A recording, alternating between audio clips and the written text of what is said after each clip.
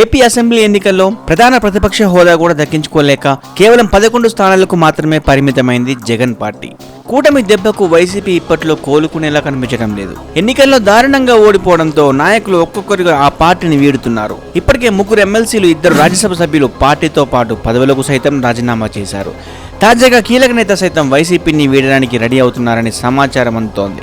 ఇంతకీ పార్టీ మారాలని చూస్తున్న ఆ నాయకుడు ఎవరో తెలియాలంటే మ్యాటర్లోకి వెళ్దాం.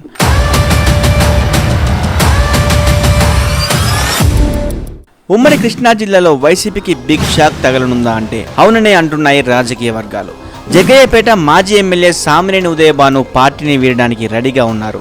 సామినేని ఉదయభాను వైసీపీని తొందరలోనే వీడిపోతున్నారు అనే ప్రచారం అయితే పెద్ద ఎత్తున జరుగుతోంది. సామినేని ఉదయభాను గతంలో కాంగ్రెస్ లో కొనసాగారు. ఆయన 1999, 2004లో 2 సార్లు వరుసగా జగ్గయ్యపేట నుంచి గెలిచారు.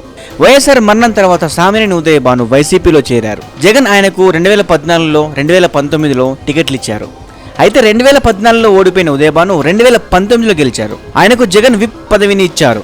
అయితే మంత్రి పదవి విషయంలో ఉదయభాను విస్తరణ సమయంలో కూడా ఆశలు పెట్టుకున్నారు. అది దక్కకపోవడంతో బహిరంగంగానే తన అసంతృప్తిని వ్యక్తం చేశారు. ఇక ఆయన 2024లో వైసీపీ నుంచి పోటీ చేసి ఓటమి పాలయ్యారు. కేవలం 15,000 ఓట్ల తేడాతో ఆయనను అపజయం పలకరించింది. పార్టీ కూడా ఓడిపోవడంతో ఆయన సైలెంట్ అయ్యారు. గత కొంతకాలంగా పార్టీ కార్యక్రమాలకు సైతం ఆయన దూరంగా ఉంటున్నారు. దీంతో సామినేని ఉదయభాను రాజకీయంగా కీలక నిర్ణయం తీసుకున్నారని తెలుస్తోంది.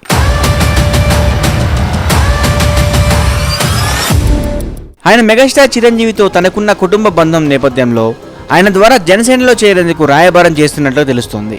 అది దాదాపుగా ఫలించిందని అంటున్నారు.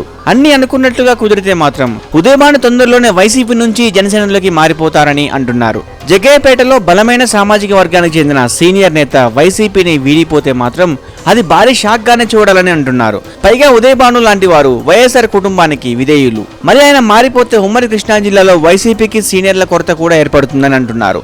ఇక జనసేనలో చేరితే ఉదయభానుకు ఎన్టీఆర్ జిల్లా జనసేన అధ్యక్ష బాధ్యతలు కూడా అప్పగిస్తారని తెలుస్తోంది. చూడాలి మరి ఏం జరుగుతోందో.